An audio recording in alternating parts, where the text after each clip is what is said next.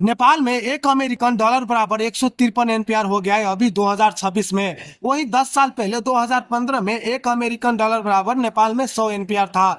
यानी कि इन बीते हुए 10 साल में 53 एनपीआर का इनको मिला है हमें। और क्या इन सब चीजों के पीछे किसका हाथ है? मतलब नेपाल में यूएसडी दिन प्रतिदिन बढ़ रहा है, इसका मतलब रीजन क्या है? क्या इन सब चीजों के पीछे इंडिया कंट्री है, मतलब भारत देश है?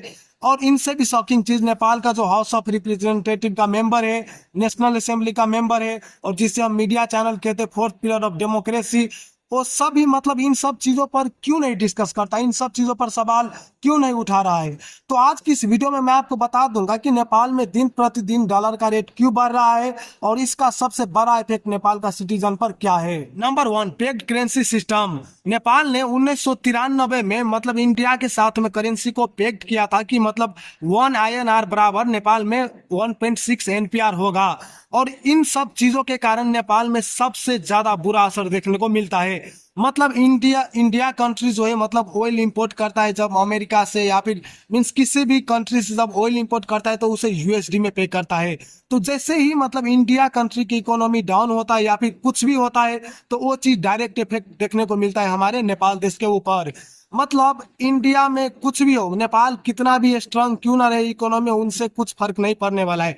इंडिया में अगर यूएसडी मतलब आईएनआर अगर वीक होता है यूएसडी के कंपैरिजन में तो नेपाल का करेंसी ऑटोमेटिक वीक हो जाएगा, and there is no doubt. और उनसे भी मेन रीजन है यूएसडी का मतलब दिन प्रतिदिन जो रेट बढ़ रहा है हमारे नेपाल देश में।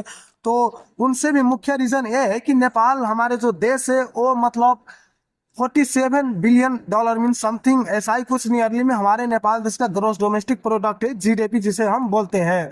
तो मतलब उनमें से 12 बिलियन डॉलर से ज्यादा का सामान इंपोर्ट करता है हमारे नेपाल देश। मीन्स पेट्रोलियम हो गया, रॉ मटेरियल हो गया, मीन्स सबसे ज्यादा करता है इंडिया से, और उसके बाद चाइना, इंडोनेशिया और मिडल ईस्ट कंट्री हो गया। और हमारे कंट्री एक्सपोर्ट करता है बस 1.8 billion dollar, means nearly 2 billion dollar हम समझ लेते हैं इसे।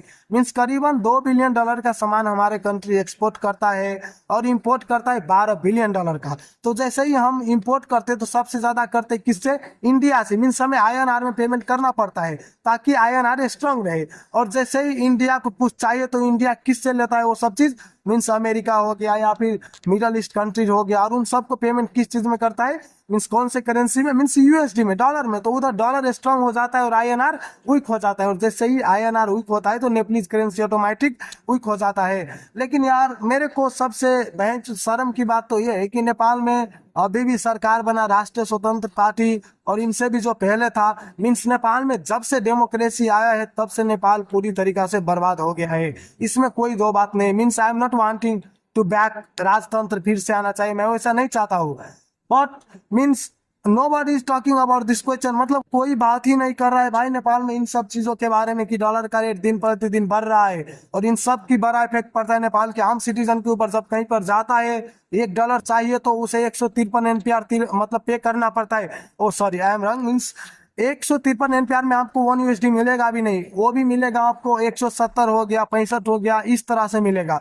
मीन्स लेकिन यार आपको नहीं लग रहा है कि हमारे नेपाल का जो मीडिया चैनल है या फिर हाउस ऑफ रिप्रेजेंटेटिव का जो मेंबर है, जिसे हम पार्लियामेंट संसद भवन का मेंबर कहते हैं, नेशनल असेंबली का, या फिर कोई भी गवर्नमेंट हो, मीन्स हम मान सकते हैं कि एक कंट्री में जितने भी पॉलिटिकल पार्टी रहता है वो सब मतलब एक दूसरे की अगेंस्ट में रहता है। लेकिन जब देश की सवाल आए, मतलब देश पर एक प्रॉब्लम है, तो उन प्रॉब्लम पे सब जितने भी लीडर है उन सब लीडर को कोलैबोरेट होकर मीन्स बात करना चाहिए ना। लेकिन भाई सबको चूतिया बनाए फिरे नेपाल में, मतलब जितना भी सिटीजन है सबको। पुलिस को भी देखो तो पुलिस बोलता है इसको ये पकड़ा, और उधर से भाषण सुनने को मिलेगा कि इस नेता ने इसको पकड़ा। लेकिन यार मतलब देश का जो रियल इश्यू है उन सब चीजों पर कहाँ बात हो रही है भाई?